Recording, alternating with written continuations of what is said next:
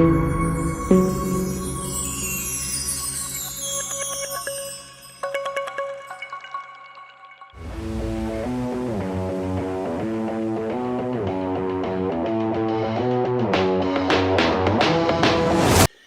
chers amis, bonjour! Aujourd'hui, je tiens à vous présenter mon 4e livre. Ça y est, il est là, il est imprimé et il est magnifique. Les couleurs sont splendides.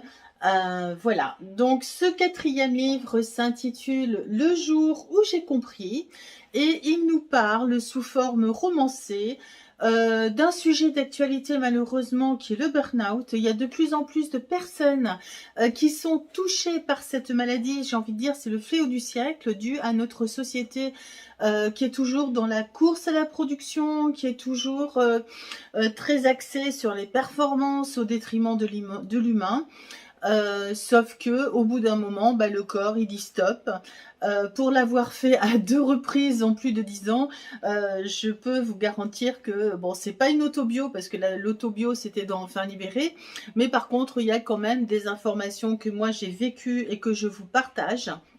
Et j'ai choisi pour cela une héroïne de 50 ans, qui a dépassé même la cinquantaine et qui, un beau matin, ne peut plus se lever, n'arrive plus à mettre un pied par terre alors que c'est quelqu'un d'hyperactif.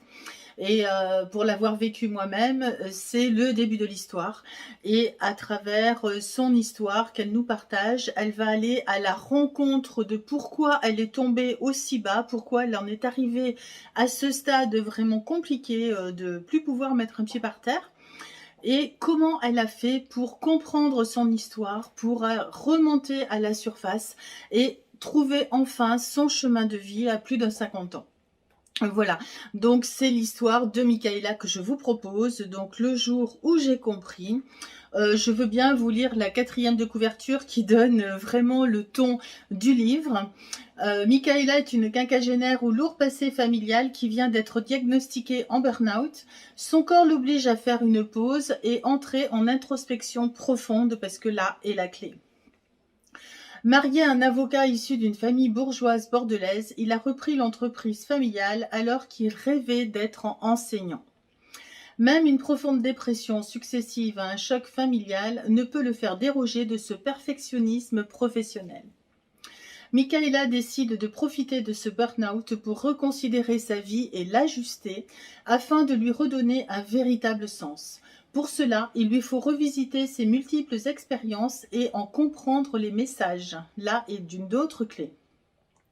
Le parcours n'est pas simple, mais indispensable pour se libérer de son passé. Ce livre aborde de nombreux sujets et favorise les prises de conscience. À travers l'histoire de Michaela, de nombreuses personnes se retrouveront et en découvriront les clés indispensables pour leur propre évolution. Le bonheur ne serait-il pas, après tout, une bénédiction? Voilà, donc à travers ce roman, donc qui se lit très bien d'après mes lecteurs.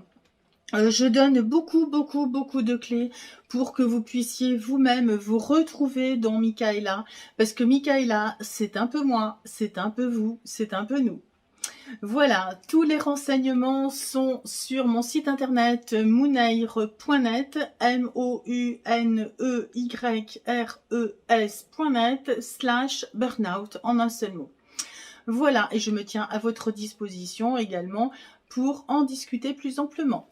Voilà, je vous souhaite une très belle journée et une bonne découverte de mon héroïne Michaela qui se retrouve dans beaucoup d'entre nous. Voilà, on n'est pas obligé d'attendre 50 ans.